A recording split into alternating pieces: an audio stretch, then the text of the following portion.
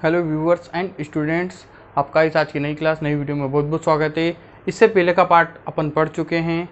आर्थिक भूगोल का अन्य विषयों से संबंध हम पढ़ रहे हैं। एक पार्ट हो चुका है, ये उसी का दूसरा पार्ट है, जिसमें दूसरे पार्ट में जैसे पहले में हम पढ़ चुके थे अर्थशास्त्र और दूसरे में दो और पढ़ लिए थे। तीसरा यानी कि दूसरे पार्ट का तीसरा बिंदु या तीसरा सब्जेक्ट या तीसरा विषय हमें पढ़ना था, जिसका संबंध किससे, आर्थिक भूगोल से है। तो अब उसी को हम पढ़ेंगे। तो देखते हैं तीसरा क्या है, आर्थिक भूगोल एवं औद्योगिक भूगोल। आर्थिक भूगोल और औद्योगिक भूगोल में किस प्रकार संबंध है, तो देखते हैं। देखिए, जो मानव प्रकृति से क्या प्राप्त करता है, कच्चा माल। कच्चा माल उसने प्राप्त कर लिया प्रकृति से। अब इसको परिष्कृत करके, इसका रूप परिवर्तित करके किसी शेप में ला करके इसको वितरित करता है, औद्योगिक के रूप में वितरित करता है। ठीक है, तो वो काम कौन करता है, देखो कच्चा माल तो कौन देता है हमें, आर्थिक भूगोल या प्रकृति देती है। ठीक है, उसको परिष्कृत करके, उसका रूप परिवर्तित करके उसमें क्या उत्पादन करना है, किस प्रकार परिष्कृत करना है, ये सभी कार्य कौन करता है, औद्योगिक भूगोल करता है। ठीक है, तो अब हम इसको थोड़ा जानने की कोशिश करते हैं इन पॉइंटों के माध्यम से। ठीक है, तो देखते हैं पहला क्या है। औद्योगिक भूगोल के अंतर्गत भूमि से प्राप्त खनिज पदार्थों का वितरण, उत्पादन की समस्या, उत्पादित वस्तुओं के विक्रय संबंधित समस्याओं का समाधान सामाजिक और आर्थिक पृष्ठभूमि के में औद्योगिक दृष्टि से किया जाता है। देखो, मैंने अभी बताया आपको कि जो खनिज मिलेगा वो कहाँ से मिलेगा, औद्योगिक भूगोल से मिलेगा, यानी कि भूमि से मिलेगा। मानव कहाँ से प्राप्त करता है, भूमि से। क्या प्राप्त करता है, खनिज या संसाधन जो भी है।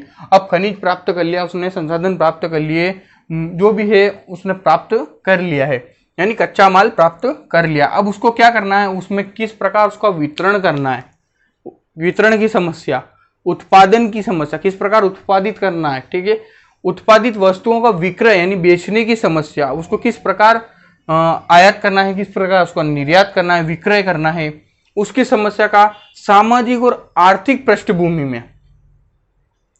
कच्चा माल निकाल लिया खनिज के रूप में। ठीक है, कहाँ से निकाला, भूमि से। उसको अब निकाल तो लिया।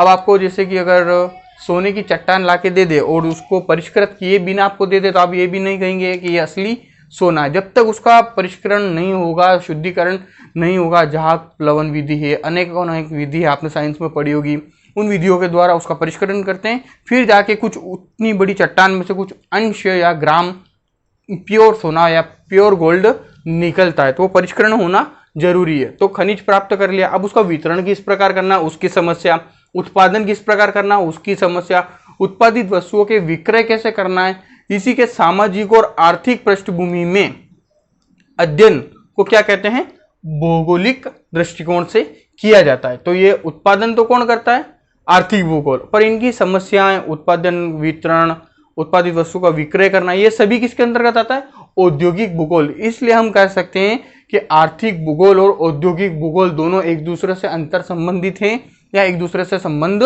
स्थापित करते हैं।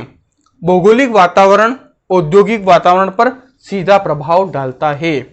कैसे डालता है, भौगोलिक वातावरण औद्योगिक वातावरण पर। जैसे मैंने कहा था आपको कि किसी को उद्योग डालना है, कोई फर्म डालनी है, तो उसके लिए पहले क्या चाहिए, उसको कच्चा माल। कच्चा माल कहाँ से मिलेगा, भौगोलिक वातावरण से, खान से, भूमि से। तो ये सभी किसके अंतर्गत आते हैं, भौगोलिक वातावरण के अंतर्गत आते हैं। अब यहाँ से तो निकाल लिया, अब उसको किस प्रकार से उसका उपयोग करना है, सीधी सी भाषा में अगर हम बोलें तो उसका किस प्रकार उपयोग करना, वो सभी किसके अंतर्गत आता है, औद्योगिक भूगोल के अंतर्गत आता है। लास्ट पॉइंट देखते हैं, किसी भी उद्योग के लिए कच्चा माल की आवश्यकता होती है जो हमें भौगोलिक वातावरण से प्राप्त होता है।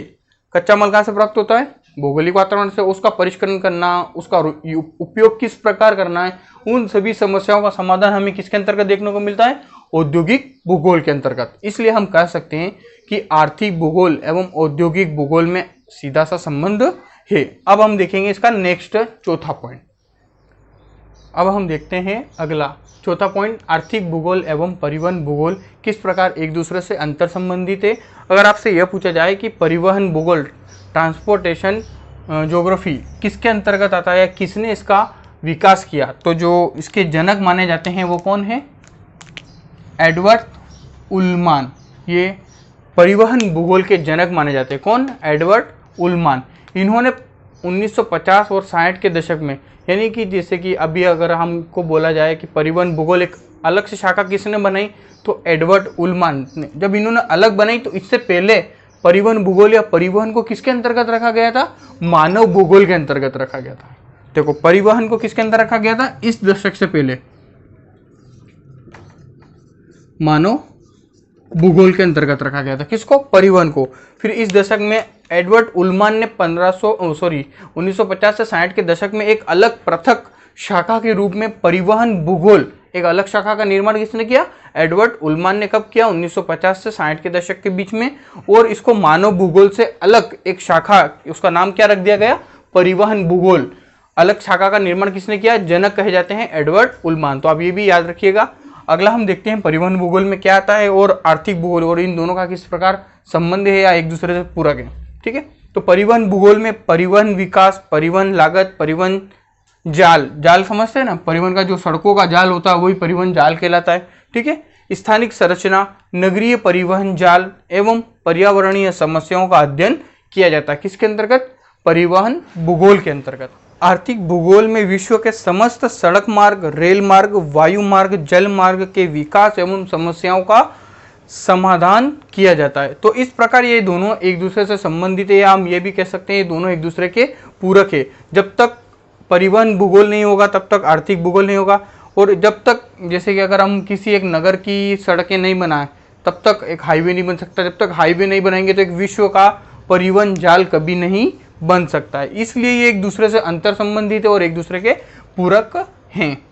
अब हम देखते हैं अगला पॉइंट।